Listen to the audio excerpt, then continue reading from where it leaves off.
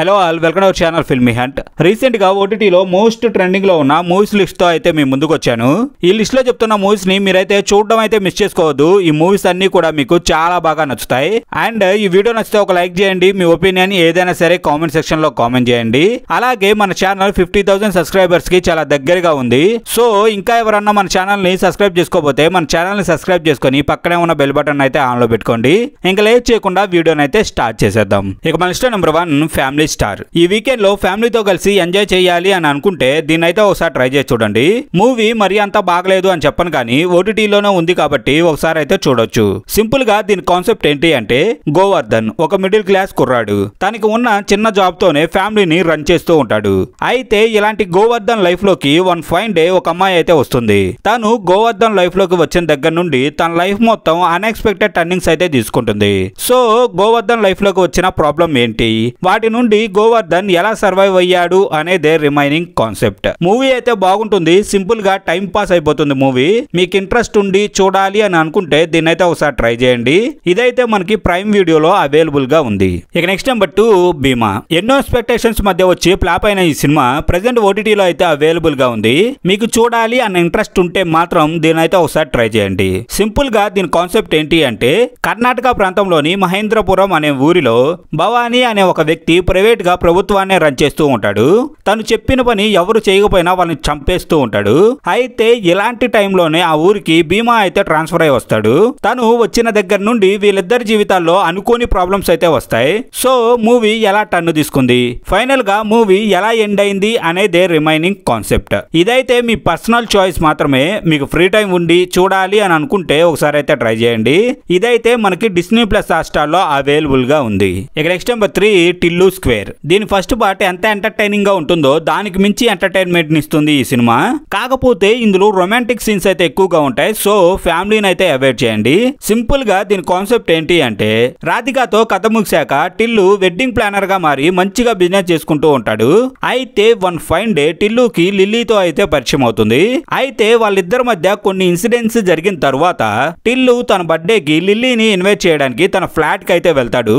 So అక్కడ నుండి Tillu life మొత్తం మారిపోతుంది.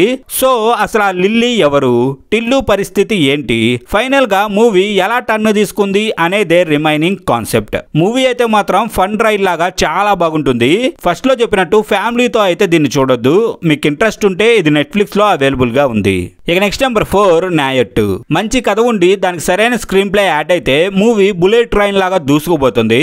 అలాంటి ఒక మంచి మూవీయే ఇది.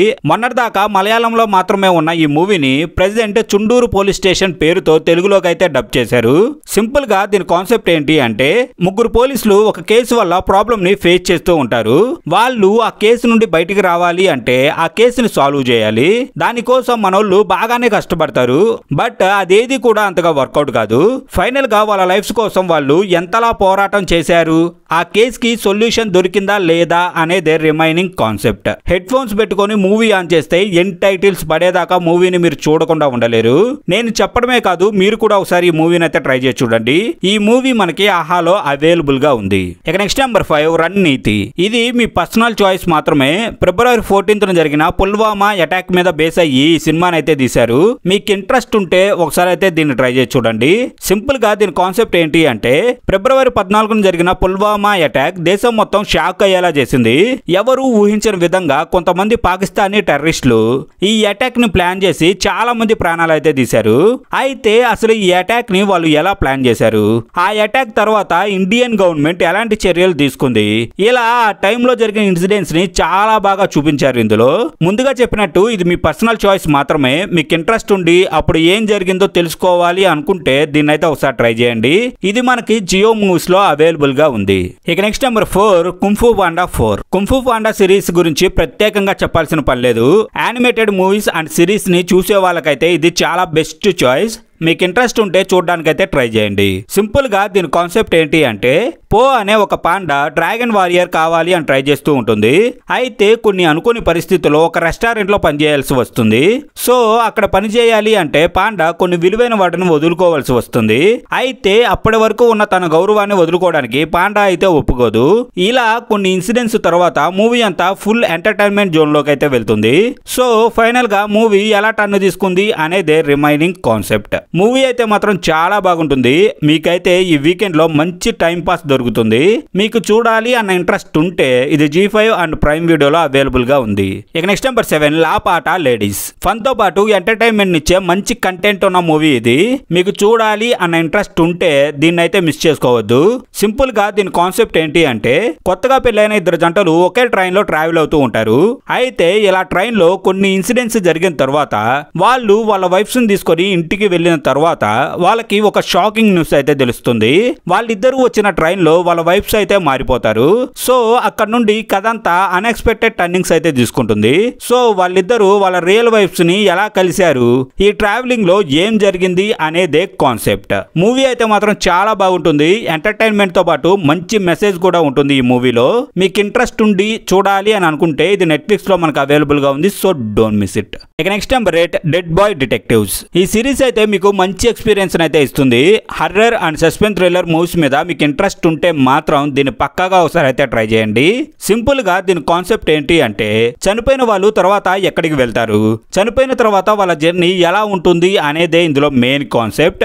డెడ్ బాయ్ డిటెక్టివ్స్ అనే ఏజెన్సీకి సంబంధించిన ఇద్దరు ఆత్మల్ని కలిసి అసలు వాళ్ళకి ఏం జరిగింది, వాళ్ళ ప్రయాణంలో ఎలాంటి పరిణామాలు ఎదురయ్యాయి, ఇలా అన్ని విషయాలు తెలుసుకుంటూ ఆత్మలతో కలిసి ట్రావెల్ అవుతూ ఉంటారు. సో ఫైనల్ గా మూవీ ఎలా టర్న్ తీసుకుంది అనేదే రిమైనింగ్ కాన్సెప్ట్. సిరీస్ అయితే మాత్రం చాలా బాగుంటుంది. మీకు చూడాలి అన్న ఇంట్రెస్ట్ ఉంటే మాత్రం దీన్ని అయితే అసలు మిస్ చేసుకోవద్దు. ఇది నెట్ఫ్లిక్స్ లో మనకు అవైలబుల్ గా ఉంది. So don't miss it. ఇక next number 9 monkey man. Action thrillers ని చూసే వాళ్ళకైతే ఈ సినిమా పిచ్చి పిచ్చిగా నచ్చేస్తుంది. మీరు కానీ దీన్ని చూడడం మిస్ అయితే డెఫినెట్ గా ఒకసారి అయితే ట్రై చేసి చూడండి. ఈ సినిమా మీకైతే చాలా బాగా నచ్చుతుంది. సింపుల్ గా దీని కాన్సెప్ట్ ఏంటి అంటే చిన్నప్పటి నుండి అడవిలో హనుమంతుడి కథలు వింటూ పెరిగిన ఒక చిన్న కుర్రాడు కొన్ని అనుకోని పరిస్థితుల్లో అడవిని వదిలిపెట్టవలసి వస్తుంది. అయితే ఇలా కొన్ని సిరీస్ ఆఫ్ ఇన్సిడెంట్స్ తర్వాత ఆ కుర్రాడు అనుకోని విధంగా ఒక ఫైట్ క్లబ్ లోకి అయితే ఎంట్రీ ఇస్తాడు. సో తను అక్కడికి ఎందుకు వెళ్ళాడు, ఆ కుర్రాడు అక్కడికి వెళ్ళిన తర్వాత అక్కడ పరిస్థితులు ఎలా మారాయి అనేదే రిమైనింగ్ కాన్సెప్ట్. ముందుగా చెప్పినట్టు యాక్షన్ థ్రిల్లర్ మూవీస్ ని చూసే వాళ్ళకైతే ఈ సినిమా చాలా బాగా నచ్చుతుంది. ఇన్ కేసు మీకు చూడాలి అన్న ఇంట్రెస్ట్ ఉంటే మాత్రం దీన్ని అయితే మిస్ చేసుకోవద్దు. ఇక్కడతో మన లిస్ట్ అయితే కంప్లీట్ అయింది. ఈ వీడియో మీకు నచ్చిందని అనుకుంటున్నాను. ఈ లిస్ట్ లో చెప్పిన మూవీస్ ని మీరైతే మిస్ చేసుకోవద్దు. ఈ మూవీస్ అన్ని కూడా మీకు చాలా బాగా నచ్చుతాయి. అండ్ ఈ వీడియో నచ్చితే ఒక లైక్ చేయండి. మీ ఒపీనియన్ ఏదైనా సరే కామెంట్ సెక్షన్ లో అయితే కామెంట్ చేయండి. అలాగే మన ఛానల్ 50,000 సబ్స్క్రైబర్స్ కి చాలా దగ్గరగా ఉంది. సో సబ్స్క్రైబ్ చేసుకునే వాళ్ళు ఎవరైనా ఉంటే మన ఛానల్ అయితే సబ్స్క్రైబ్ చేసుకొని పక్కనే ఉన్న బెల్ బటన్ అయితే ఆన్ లో పెట్టుకోండి. మళ్ళీ తిరిగి ఇలాంటి మంచి కంటెంట్ తో అయితే మేము ముందుకు వస్తాం.